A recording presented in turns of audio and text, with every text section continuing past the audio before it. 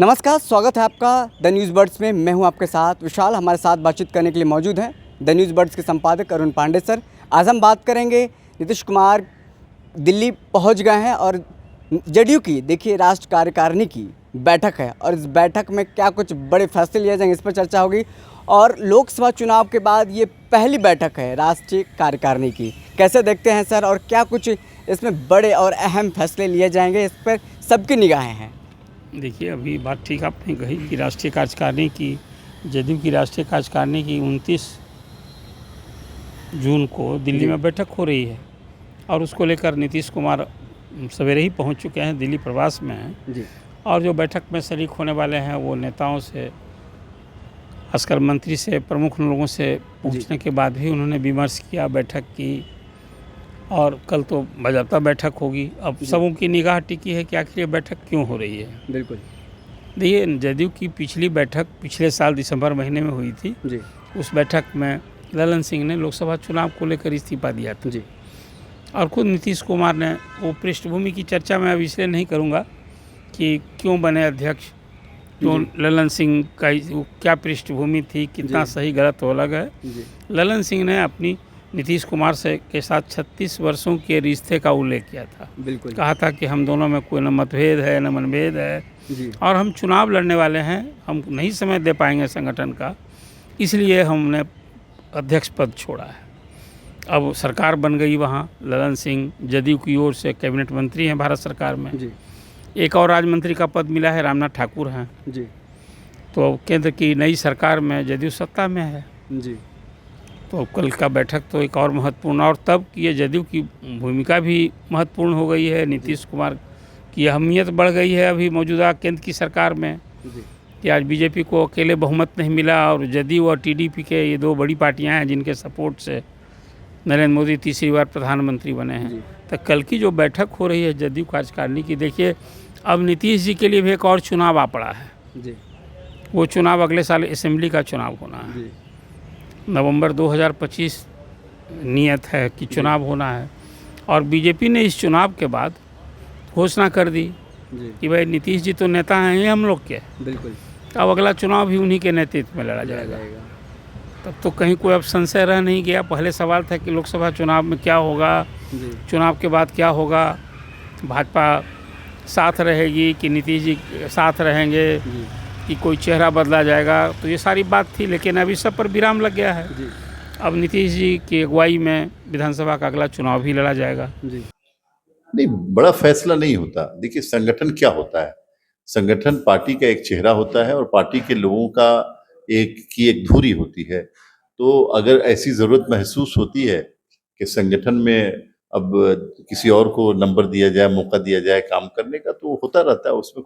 कल जो बैठक हो रही थी, हमें लगता है कि संगठन को मजबूती देने के लिए कहाँ लोकसभा के चुनाव में कोई कमी कमजोरी रह गई, जिसके कारण जदयू 16 सीट के लिए न लड़ी थी जी।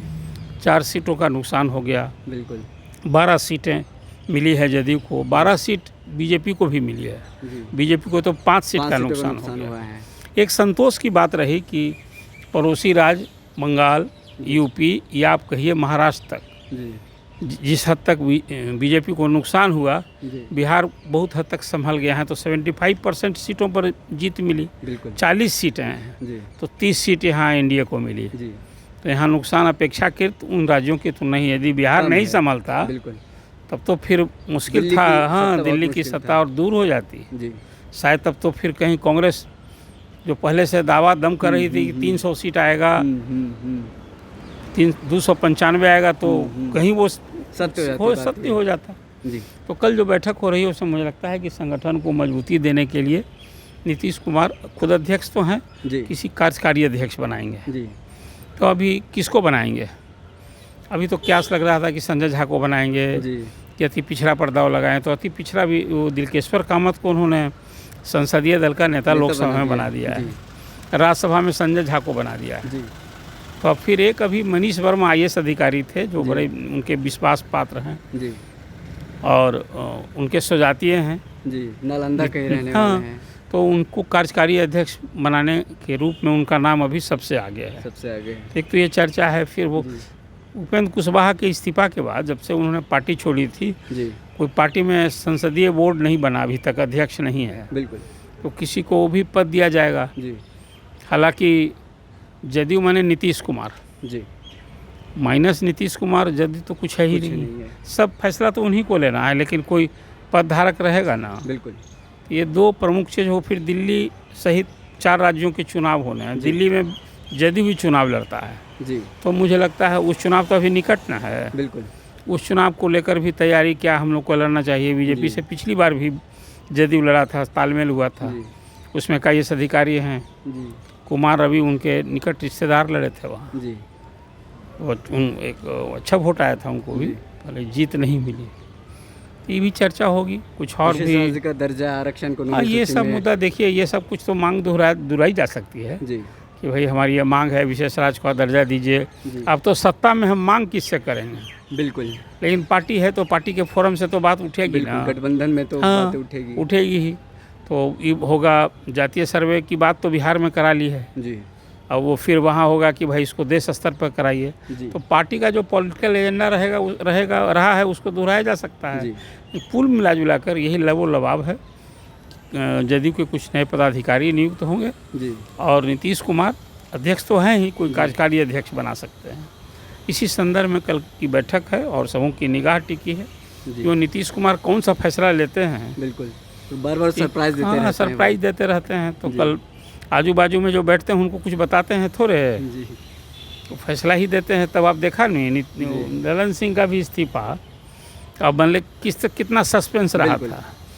बैठक के एक दिन पहले ललन सिंह क्या बोल रहे थे, मीडिया वालों को इस सवाल नहीं, पर इस्तीफा नहीं दे रहे हैं, नहीं ऐसा कुछ कुपित नहीं हो है। रहे थे, मीडिया वालों बिल्कुल। का ही वो जी सवाल का क्या जवाब दे रहे थे, लेकिन हो गया फैसला। जी तो कल की बैठक पर सबों की निगाह टिकी है। जी कुल मिला जुला कर ये मुझे तय लगता है, हमें भी लगता है कि कोई कार्यकारी अध्यक्ष बनाया जाएगा।